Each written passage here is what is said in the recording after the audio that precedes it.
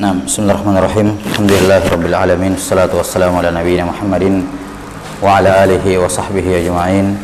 Asyhadu an la ilaha illallah wahdahu la syarika lah wa asyhadu anna Muhammadan abduhu wa rasuluhu ma ba'd. Nah, pembahasan terakhir berkenaan dengan masalah salat. Nah, salatnya perempuan haid dan nifas. Kata beliau rahimahullah, wa idza taharatil mar'atu fi waqtin min al-awqati walau akhir juz'in minhu wajabat salatu dhalikal waqt, wa in kanat tahurat fi waqtil asri wajabatil dhuhru aidan aw waqa'atil isya'u wajabatil maghribu ma'aha aidan. Kata beliau rahimahullahu ta'ala, kalau ada seorang perempuan suci dari haid ataupun nifas, ya, di salah satu waktu sholat, walaupun sudah akhir waktu, ya, akhir waktu, selama masih bisa untuk takbiratul ihram, maka sholat itu wajib baginya. Contoh, berapa sih yang dibutuhkan untuk takbiratul ihram? Sebentar sekali ya, 1 detik juga dapat. Allahu Akbar, selesai ya. Jadi intinya adalah ada seorang perempuan haid, perempuan nifas, suci dari haid dan nifasnya di penghujung sholat subuh, tinggal sedikit terbit matahari tapi suci, maka dia wajib sholat subuh. Walaupun sholat subuhnya setelah terbit matahari, karena dia harus mandi suci, ya, dia harus mandi bersih, mandi suci, ya, kemudian menutup aurat baru sholat, kan begitu. Tapi intinya adalah sholat subuh wajib bagi dia, walaupun dia mengerjakannya setelah matahari terbit. Kenapa? Karena dia sudah suci sebelum subuh habis. Lah sampai sini. Atau misalnya dia suci di penghujung waktu zuhur, sebentar lagi masuk asar, beberapa detik lagi masuk asar, suci dia, maka di sini dia wajib sholat zuhur, walaupun nanti zuhurnya setelah nyebrang ke asar, karena dia harus mandi dulu. Iya.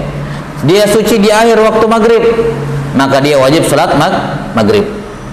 Kita sampai sini. Kata beliau, idza taharatil mar'ati, ya, idza tahuratil mar'ati, tahurat.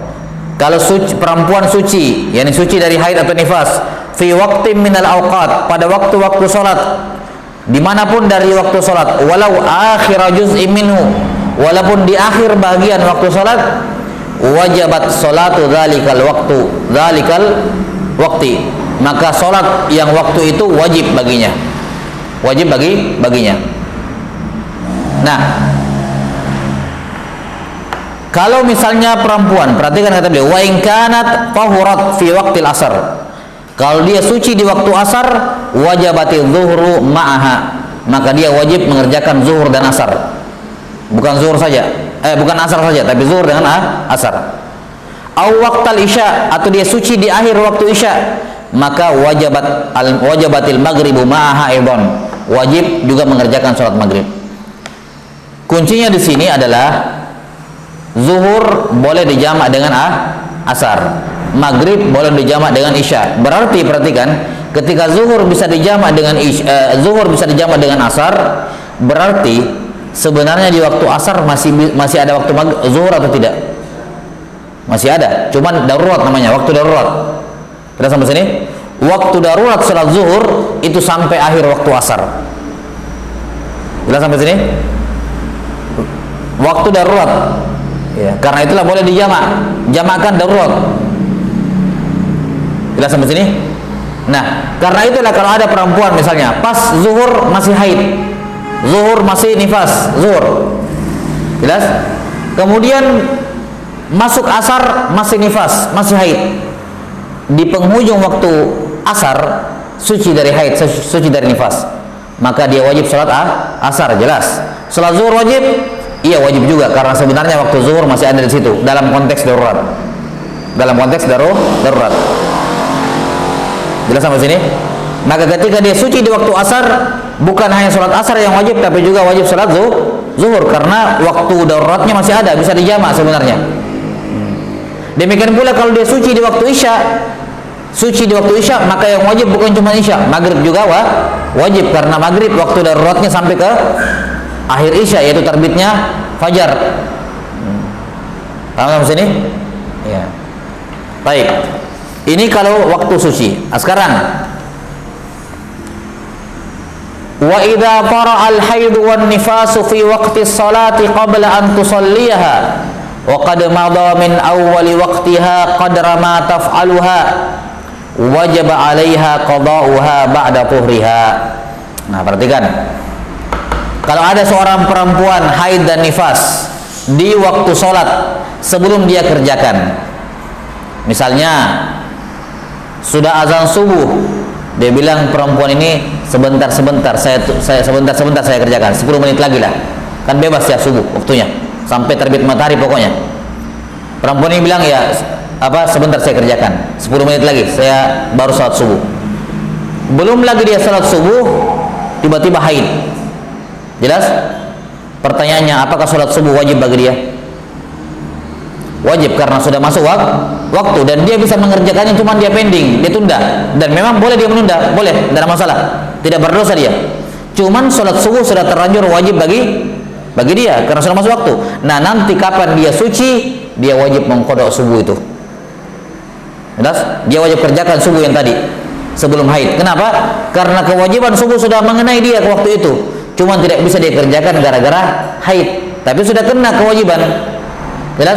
Maka kapan dia suci, wajib dia kerjakan subuh itu. Sudah sampai sini? Masuk waktu zuhur, dia belum sholat, dia bilang sebentar sholat. Jelas? Tiba-tiba haid. Asar jelas tidak sholat, sudah haid.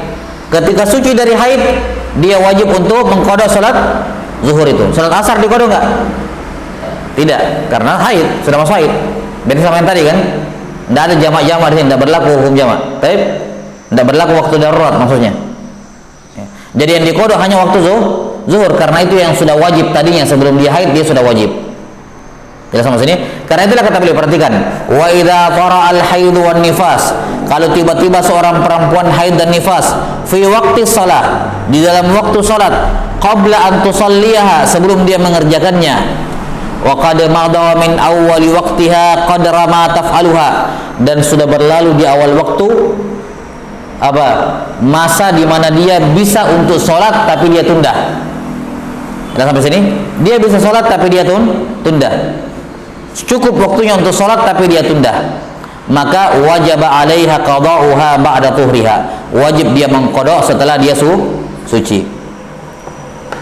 Nah, sekarang begini pertanyaannya. Kira-kira sholat subuh itu 2 rakaat berapa menit dibutuhkan kalau kita mengerjakan yang wajib-wajib saja?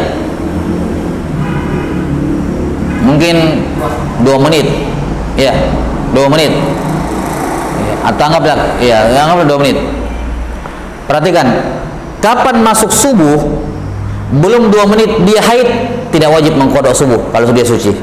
Karena belum cukup untuk mengerjakan sholat subuh. Jadi masuk azan subuh baru 1 menit haid dia, maka kapan dia suci tidak wajib untuk mengqadha. Kenapa? Tidak ada waktu yang cukup di awal tadi.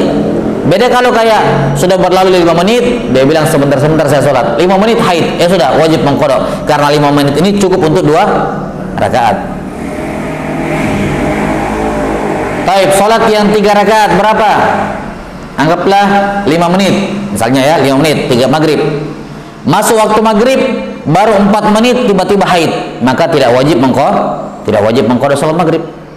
Tapi kalau sudah 5 menit atau 6 menit haid, maka dia wajib mengqadha. Asar 4 rakaat, misalnya 6 menit. Masuk waktu zuhur, masuk asar, masuk isya, baru 5 menit haid, maka tidak wajib mengqadha. Tapi kalau sudah 6 menit atau 7 menit wajib mengqadha. Jelas sampai sini? Wajib mengqadha. Iya. Terakhir, wa misluha fi dzalikal majnun wal mughma alaihi wal masru'u fi qada'is shalah. Semisal dengan perempuan haid, orang gila, orang pingsan, orang yang masru', kerasukan, ya, kerasukan jin atau apa, masru', penyakit ayan ya, epilepsi, sama seperti perempuan haid dalam masalah mengqada salat. Ya. Maksudnya gimana caranya? Samanya? Sebentar. Falyata'allamhu, maka hendaknya dia mempelajarinya, wallahu alam. Wa sallallahu ala sayyidina Muhammadin wa alihi wa sahbihi wasallam walhamdulillahirabbil alamin. Tapi maksudnya begini. Kalau ada orang gila, cara mengqadanya gimana? Kalau misalnya orang gila ini, jelas dia sembuh di akhir asar, sembuh dari gilanya di sholat asar, maka berarti dia wajib mengerjakan sholat asar plus zuhur. Jelas? Masalah mengqada tadi ikut. Kalau dia sembuh di waktu subuh, ya subuh saja. Dia sembuh di waktu isya, maka wajib kerjakan isya plus maghrib karena bisa dia qada.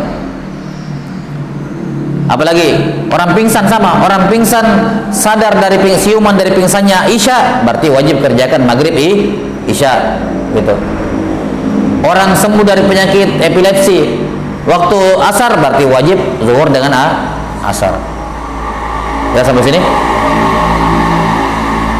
Demikian pula ada orang masuk azan subuh dan sudah lewat 2 menit tiba-tiba gila, maka kapan sembuh dari gila dia wajib mengqada salat subuh itu, walaupun dia sembuh dari gila 2 tahun baru sembuh, maka dia wajib mengqada salat subuh yang ditinggalkan 2 tahun lalu. Kenapa? Karena sudah masuk 2 menit, sudah bisa 2 rakaat, ya, berarti salat subuh sudah wajib baginya. Tiba-tiba gila, ya sudah, tidak perlu salat lagi. Tapi nanti kapan dia sembuh, walaupun beberapa tahun sembuh dari gila, wajib dia mengqada salat subuh itu. Jelas? Atau misalnya sudah masuk maghrib tadi berapa menit? 5 menit. Ya. 5 menit maghrib pingsan, sudah, kapan sadar wajib kerjakan sholat maghrib itu, mengqada. Demikian pula penyakit epilepsi tadi. Tapi kalau kurang, isya misalnya 6 menit, baru di menit kelima dia pingsan, kapan sadar tidak wajib sholat isya, tidak perlu diqada. Terus sampai sini? Ini penting masalah mengqada sholat. Ya, wallahu taala alam bisawab. Dengan demikian selesai pembahasan kita dari kitab An-Nubdhatu fil Fiqhi, alhamdulillahi rabbil alamin. Nah, ya soal apa? Kalau tadi misalnya dia dikenakan qada salat maghrib, misalnya dia sadar di waktu isya, jadi salat isya dan salat maghrib, ini dijamak, Ustaz? Dijamak? Bukan jamak, qada. Berarti bisa salat. Niatnya itu bukan jama ya. Perhatikan, niatnya bukan jama. Niatnya itu qada al-fawaid, mengqada salat yang tertinggal. Jelas? Niatnya sama seperti salat biasa, sama seperti biasa. Ini duhur, ini asar. Shalli fardhu, shalli asar, atau asar itu baru, dan tidak wajib tertib, tidak harus tertib. Mau asar baru zuhur atau zuhur baru asar boleh, tidak ada masalah. Cuman kalau bagusnya kalau sudah mepet waktu akhir, yang itu dulu, waktu itu dulu yang punya, asar dulu baru zuhur, supaya hendaknya berangkat maghrib. Gitu, kalau yang mepet. Ya, kalau mepet waktu maka wajib mendahulukan yang sholat, pemilik waktu sholat dulu, baru yang zuhurnya. Gitu. Baik, cukup. Fadhil. Subhanakallah wa bihamdik, asyhadu an la ilaha illa anta, astaghfiruka wa atubu ilaik. Sallallahu ala nabiyyina Muhammadin wa ala alihi wa sahbihi wasallam.